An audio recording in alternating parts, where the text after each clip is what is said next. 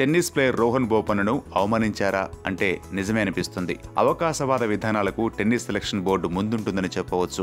Davis కప్లో New Zealand పోరుకు దూరంగా ఉండటంలో తన తప్పేమీ లేదన్నాడు రోహన్ బోపన్న. గాయపడ్డ సాకేత్ మైనేని స్థానంలో ఆడాలని తనను అధికారికంగా కోరకపోవడం వల్లే తాను అందుబాటులోకి రాలేదన్నాడు. Davis Cup selection committee chairman SP Mishra నాకు ఫోన్ చేశారని, అయితే జట్టు కెప్టెన్ గానీ కోచ్ గానీ నన్ను సంప్రదించలేదన్నాడు. పూణే వెళ్ళాక ఆడించలేకపోతున్నామంటే ఏం చేయాలని బాధపడ్డాడు. నన్ను ఆడించే విషయంలో మెయిల్ ద్వారా అధికారికంగా నాకు సమాచారం ఇచ్చి ఉంటే నన్ను ఆడించని పక్షంలో పోరాడేందుకు అవకాశం ఉండేది.